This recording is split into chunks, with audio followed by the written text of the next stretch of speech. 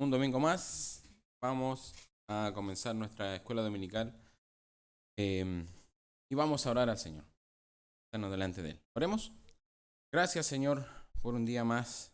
Gracias por tu misericordia, por Él. Eres nuestro Creador y gracias por estar venido en este lugar con un único fin, Señor, querer aprender más de ti, querer más palabras, Señor, nos enseñe, nos adiestre, nos exhorte y nos muestre también los errores que estamos. Ayude también con la palabra a buscarte y a crecer en ti. Gracias, Señor, por esta oportunidad, la honra de estar aquí reunidos. Permite que las palabras, Señor, hagan en nuestra vida viva y florezca y haga algo en nuestra vida. Gracias, Señor, por esta oportunidad. Bendice a los que vengan a camino. También a todos los que están en la escuela dominical de adolescentes, de niños, también pueden recibir tu palabra. Gracias, Señor, por esta oportunidad. Te lo pedimos en el nombre de Jesús, nuestro Salvador. Amén. Bien, entonces estamos en Lucas capítulo 10. Lucas capítulo 10. Y vamos a ir desde el versículo 17 en adelante. Ya partimos entonces el capítulo 10 con este envío de los... ¿Cuánto eran? 70. Muy bien. 70. 70 es diferente a los 12 que vimos en los capítulos anteriores. Otra misión de los 70. Y tenían que ir a diferentes ciudades, ¿sí o no? Diferentes ciudades donde también Jesús, próximamente Él también aparecería en aquellas ciudades. Era como para ir preparando el camino donde el Señor iba a visitar. Igual, hartos lugares, 70 ciudades, harto lugar que tenía, harto trabajo que tenía que hacer el Señor adelante. Pero vamos a leer entonces para que tengamos el contexto de lo que vamos a conversar hoy. Entonces, Lucas capítulo 10, y vamos a leer desde el versículo 17 en adelante. Dice: Volvieron los 70 con gozo, diciendo: Señor, aún los demonios se nos sujetan en tu nombre. Y les dijo: Yo veía a Satanás caer del cielo como un rayo. He aquí os doy potestad de hollar serpientes y escorpiones, y sobre toda fuerza del enemigo, y nada os dañará.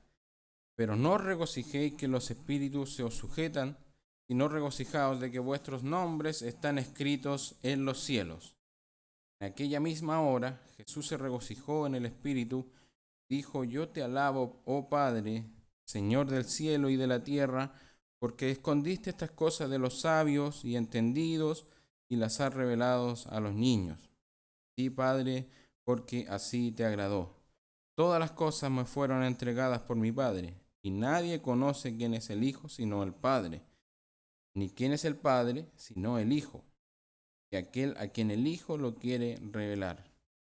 Volviéndose los discípulos, les dijo aparte: Bienaventurados los ojos que ven lo que vosotros veis, porque os digo que muchos profetas y reyes desearon ver lo que vosotros veis y no lo vieron, y oír lo que oís y no lo oyeron. Esa es la porción que vamos a estar revisando el día de hoy. Entonces vemos el regreso de estos 70 que habían sido enviados. ¿Qué andaban haciendo ellos? Tenían la orden de predicar.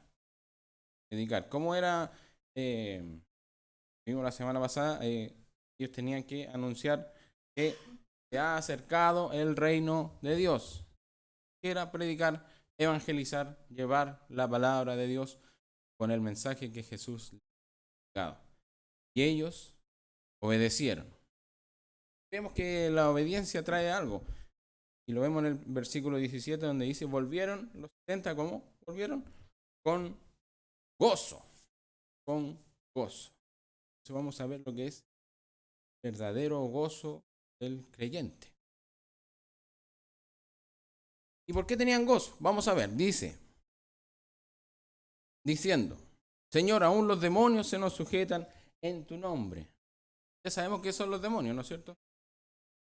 Son los demonios, son los ángeles que estaban allá en el cielo, y cuando Satanás se rebeló, que lo vimos, ¿se acuerdan? Un martes, la clase que estamos viendo, repasamos ese pasaje donde Satanás, por su soberbia y por su orgullo, fue echado entonces de allá del cielo, y también con un tercio de los ángeles. Y esos ángeles, los demonios, están aquí. Y vemos cómo ellos dicen, los demonios se nos sujetan a nosotros. Y prácticamente los demonios son enemigos de Dios, al igual que Satanás. Enemigo de Dios, enemigo de Cristo, enemigo del Espíritu Santo, del pueblo de Dios. Siempre va a querer ir en contra de lo que es todo lo que tenga que estar relacionado con Dios. El hombre no tiene poder sobre el demonio. Ya lo hemos visto en otras ocasiones. No hay poder sobre los demonios. Recordemos que, no sé si se acuerdan, hay un pasaje donde hay unas personas que pensaban que esto era como un conjuro, el poder echar demonios. Y llegaron y dijeron, ya en el nombre de Jesús y el que predica Pablo. ¿Se recuerdan de ese pasaje? Y el demonio le responde y le dice, Jesús conozco y a Pablo también, pero ¿y ustedes quiénes son? No es un conjuro, no es por la obra humana, sino que es solamente poder de Dios, tal como cuando Jesús, cuando envió a los 12, les dio poder, les dijo, pueden echar demonios. Aquí ellos no les dice si pueden echar demonios, pero vamos a ver a qué se está refiriendo cuando dicen ellos se sujetan a nosotros los demonios. Dice, ellos experimentaron estos 70 el poder de la predicación. Ellos estaban enviados a predicar, a llevar la palabra de Dios, a llevar el reino de Dios con el mensaje de Jesús. Y ese poder, el evangelio, ¿qué produce? Que personas crean en el Señor. Cuando una persona cree en el Señor, un alma que se libera del dominio de Satanás, los demonios ya no tienen poder sobre él. Ya no tienen poder. No pueden hacerle nada porque ya están en Cristo. Ya no es que ellos tengan un poder sobre el demonio, no. Ellos ya están en Cristo y ahí ya nadie más los puede tocar. Y ese es el poder, o esa es la forma que están diciendo los demonios se nos sujetan. O sea, con la predicación del Evangelio, personas que creyeron eran liberados del dominio de Satanás. ¿Qué dijo Jesús? Yo veía a Satanás caer del cielo como un rayo. Y esto nos recuerda más o menos a lo que vimos cuando Satanás es tirado del cielo o arrojado del cielo cuando rebeló contra Dios. Pero lo que está diciendo aquí más bien es en base a lo mismo, a lo que estamos viendo. ¿Qué estamos viendo? Que es la evangelización que están haciendo los 70, que está produciendo algo en el campo o en el reino de Satanás, digamos así. Personas que creen en el Señor son liberados y es como un rayo, es una luminaria que va mostrando cómo el reino de Satanás se va derrumbando, porque son liberados del dominio de Satanás. A eso se está refiriendo el Señor con este mensaje. Son liberados, son salvos, el reino de Satanás se empieza a derrumbar. Si bien sus triunfos también fueron cuando Satanás fue arrojado del cielo, sí, también puede haber una referencia a eso, pero en el contexto que estamos hablando es la predicación, el poder de la predicación y cómo las almas son liberadas y salvadas y experimentan entonces este poder del Señor en ellos. Entonces, tengo un versículo para que lo vamos viendo. En Lucas 15, puede ir si no me escuchan lo que yo le voy a leer. Lucas 15, del versículo 7 en adelante, vamos a leer algunos versículos. Porque estamos viendo que Jesús experimenta gozo y alegría también en esta parte, ¿sí o no? Entonces, antes de pasar allá, vamos a ver qué significa esto. Dice en Lucas capítulo 15, versículo 7 dice, os digo que así habrá más gozo en el cielo por un pecador que se arrepiente que por 99 justos que no necesitan de arrepentimiento. Ya vemos entonces que hay gozo en el cielo. Versículo 10 dice, así os digo que hay gozo delante de los ángeles de Dios por un pecador que se arrepiente. Eso nosotros ya lo sabemos, ¿no es cierto? Que cuando un pecador se arrepiente hay gozo en el cielo.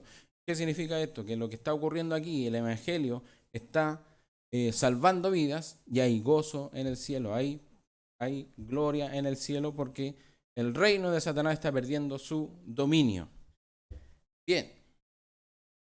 ¿Qué más dice Jesús? Versículo 19 dice, he aquí. O sea, viene algo importante.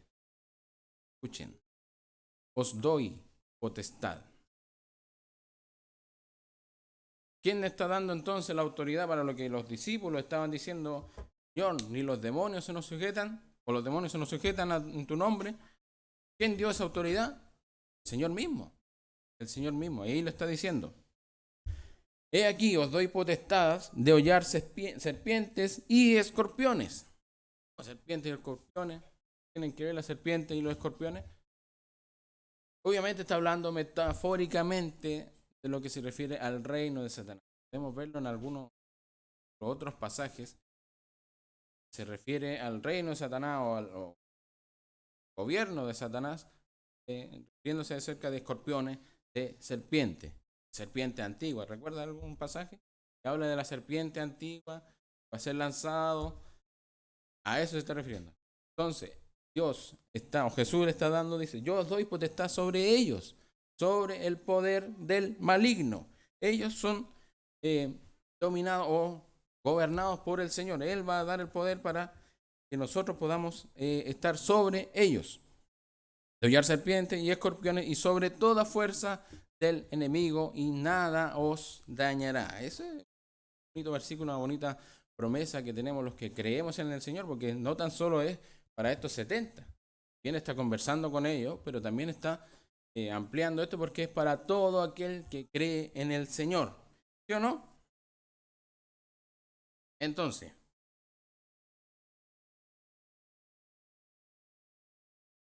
ya les dije entonces que era sobre el poder de Satanás y los demonios. Es porque los discípulos, los que creen en el Señor, como le dije al principio, están en Cristo. No es que ellos ahora adquirieron un poder personal y ellos tienen el poder sobre los demonios. No, sobre Satanás. Es porque ellos están en Cristo y en Él está el triunfo sobre el pecado, sobre el demonio, sobre Satanás. Solamente si está en Él. Hay un versículo que dice, mayor es el que está en mí que el que está en el mundo. Hay una canción también. Alvarado, para que mayor es el que está en mí que el que está en el mundo. A veces nos pasamos por alto esos detalles y nos afligimos en cosas vanas, viendo que Dios, Jesús, ha dado la potestad sobre el maligno, sobre demonios, sobre todas las fuerzas del imperio o reino de Satanás. Lo tenemos. Está ahí con nosotros. Porque estamos en Él. Mayor es el que está en mí. Está en el mundo. Y Él ha prometido que nos va a guardar de todo mal. A veces se nos olvida. Por eso es bueno ir recordando. Recordando lo que dice su palabra. Sigue hablando Jesús. Porque ya está todo bien aquí. Pero tranquilito dice. Pero no os regocijéis. ¿Cómo? Ya, está bien. Pero no os regocijéis. ¿De qué cosa? De que los espíritus se os sujetan. ¿Cómo eso está mal entonces? No, tranquilo. No os regocijéis que los espíritus se os sujetan, sino regocijaos de que vuestros nombres están escritos. ¿Dónde? En los cielos. Están escritos. ¿Qué le está diciendo el Señor aquí? Los 70 eran verdaderos discípulos, porque vemos cómo ellos obedecen fielmente al mandato que el Señor les envió. Señor, muchachos, vayan allá. Y ellos fueron. Les dio diferentes órdenes. No lleven esto, hagan esto cuando lleguen allá. Ellos cumplieron todo lo que el Señor había mandado. Entonces eran discípulos verdaderos que querían obedecer al Señor. Y lo hicieron.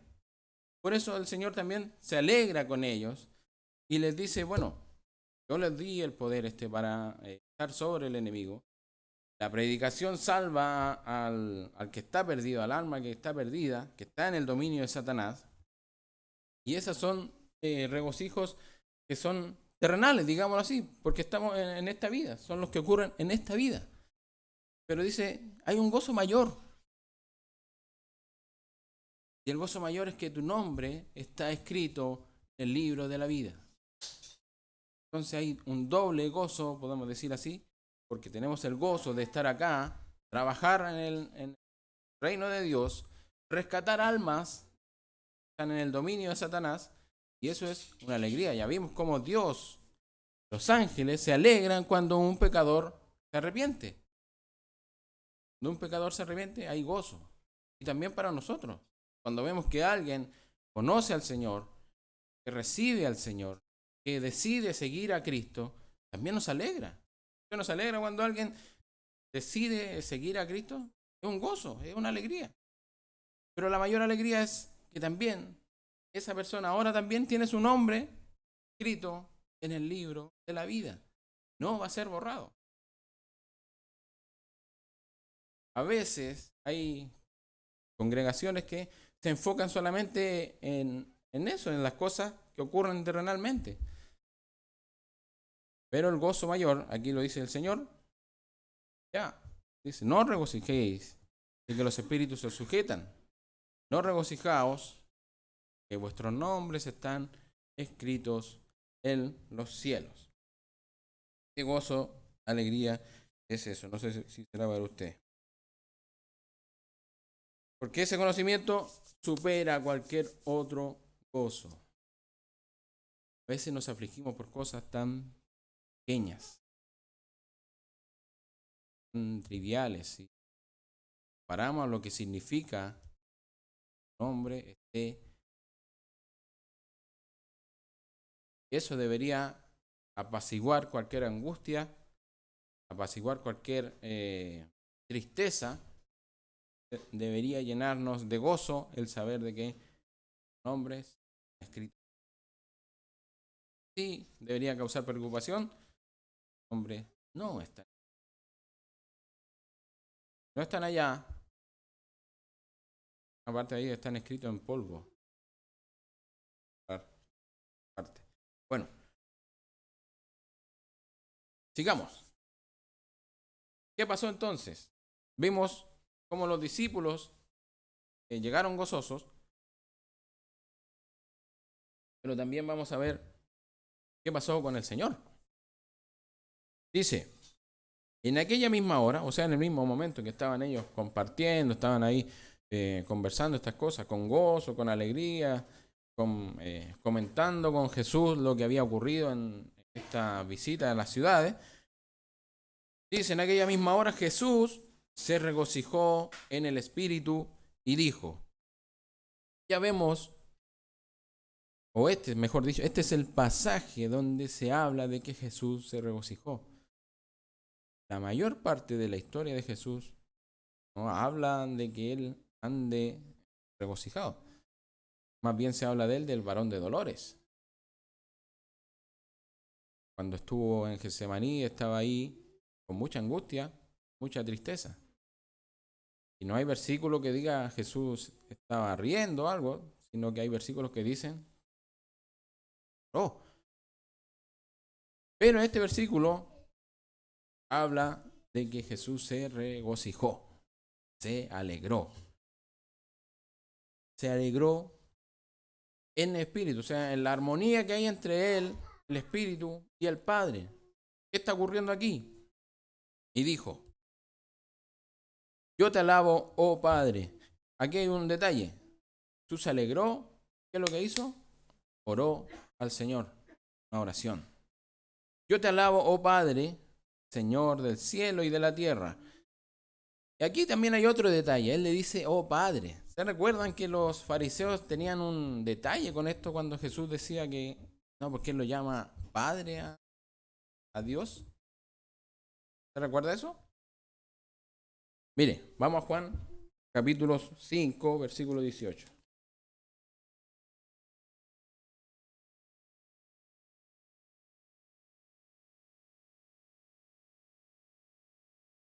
Juan, capítulo 5, versículo 18, y vamos a ver este detallito que está en esta oración que está haciendo Jesús. Dice, versículo 18, por esto los judíos aún más procuraban matarle, porque no solo quebrantaba el día de reposo, sino que también decía que Dios era su propio Padre, haciéndose igual a Dios. Vemos también que hay religiones o sectas que también dicen que Jesús no es igual al Padre. Pero aquí lo vemos que sí, al él decir que, o al dirigirse a Dios como su Padre, está diciendo que es la misma esencia de él. Está diciendo que él es Dios. Ese es un detalle que estamos viendo en esta oración que está diciendo Jesús, donde él está con alegría. Ya.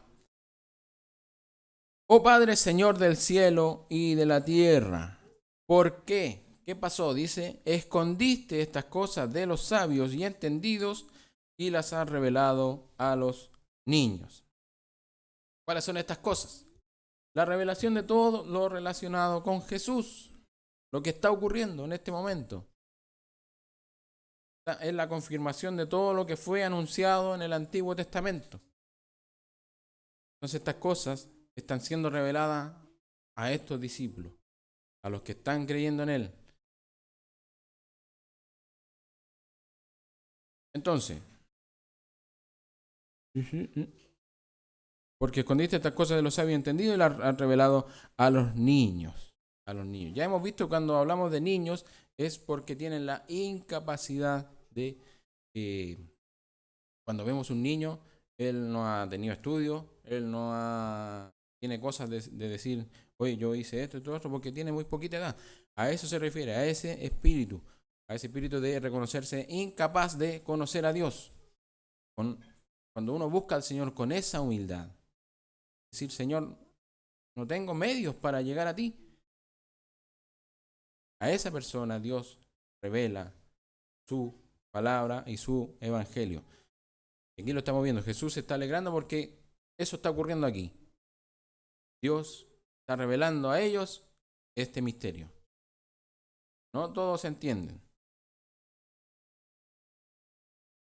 Sí, Padre, porque así te agradó. En la soberanía de Dios, a Él le agradó hacerlo así. Las cosas que estaban escondidas. Dice, todas las cosas me fueron entregadas por mi Padre. Y aquí viene como un medio trabalengua extraño, dice. Todas las cosas me fueron entregadas por mi Padre y nadie conoce quién es el Hijo sino el Padre, ni quién es el Padre sino el Hijo y aquel a quien el Hijo lo quiera revelar. Y eso ya lo hemos visto también otras veces, pero también es bueno recordarlo. Nadie va al Padre si no es por el Hijo. Y hay un versículo donde habla de que nadie había visto a Dios, sino que Dios lo reveló.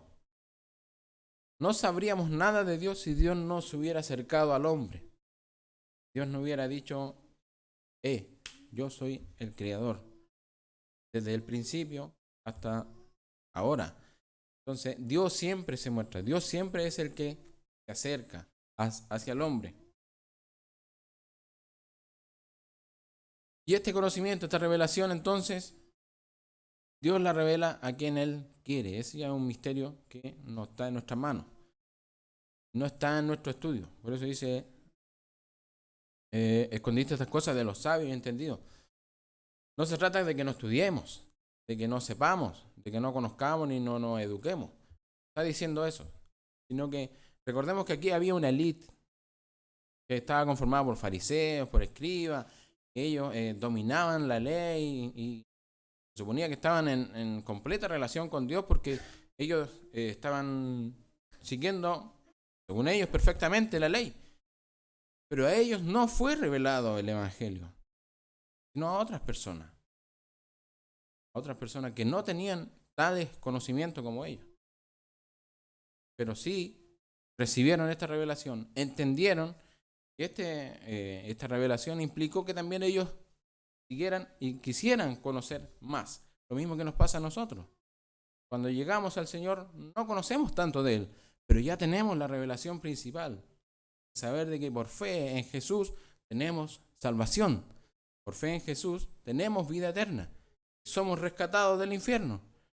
Y al tener esa revelación ya tenemos la partida para seguir anhelando más buscar al Señor en conocimiento. Ya la revelación principal ha sido entregada para la persona que cree. Vamos a ver un versículo también que habla de esto. Es bueno mirar un poquito. Primera de Corintios.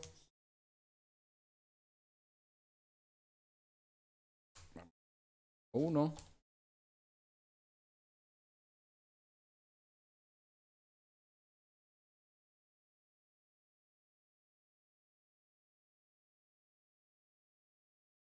Y vamos a leer del versículo 18, que habla algo parecido de lo que estamos comentando, para que veamos que la Biblia también se va complementando.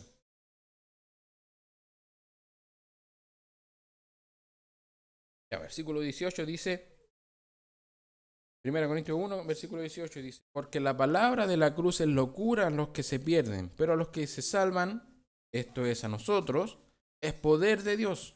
Pues está escrito, destruiré la sabiduría de los sabios y desecharé el entendimiento de los entendidos. ¿Dónde está el sabio? ¿Dónde está el escriba? ¿Dónde está el disputador de este siglo? ¿No ha enloquecido Dios la sabiduría del mundo? Pues ya que en la sabiduría de Dios el mundo no conoció a Dios, mediante la sabiduría agradó a Dios salvar a los creyentes por la locura de la predicación.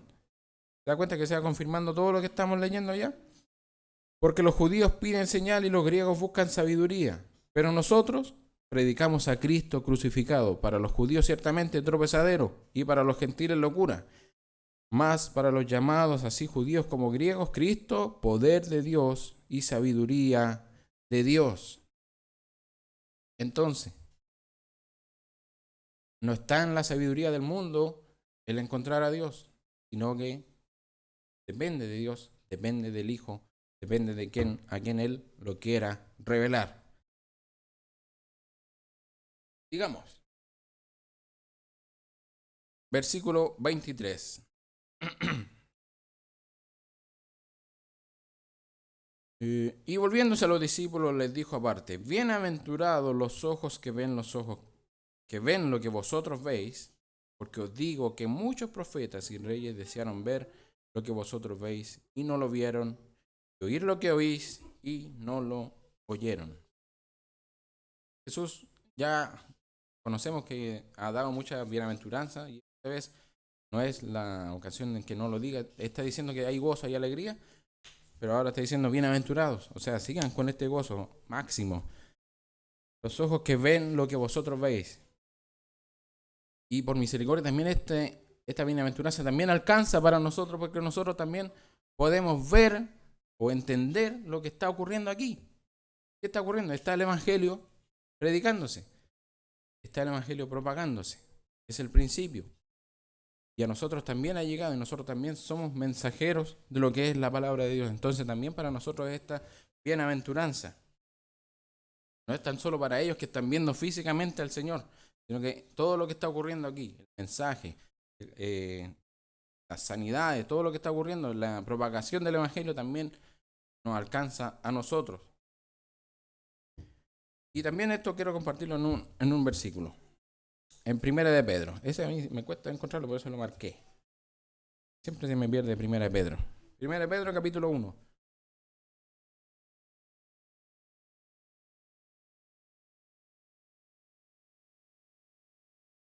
Versículo 10. Vamos a ver qué está hablando aquí el Señor. Dice, 1 Pedro capítulo 1, versículo 10, dice, los profetas que profetizaron de la gracia destinada a vosotros, inquirieron diligentemente, indagaron acerca de esta salvación, de lo que está ocurriendo ahí. escudriñando qué persona y qué tiempo indicaba el Espíritu de Cristo que estaba en ellos, el cual anunciaba que de antemano los sufrimientos de Cristo y las glorias que vendrían tras ellos. A esto se les reveló que no para sí mismos, sino para nosotros, administraban las cosas que ahora os son anunciadas por los que os han predicado el Evangelio por el Espíritu Santo, enviado del cielo, cosas en las cuales anhelan mirar los ángeles. Entonces lo que está diciendo el Señor, todo lo que ocurrió en el Antiguo Testamento, muchas personas que no pudieron ver lo que quisieron o lo que les fue prometido. Y eso lo vemos en Hebreo. Un poquito más atrás de Hebreo, para que veamos ese pasaje. Hebreos capítulo 11. Hebreos capítulo 11 dice, los últimos versículos.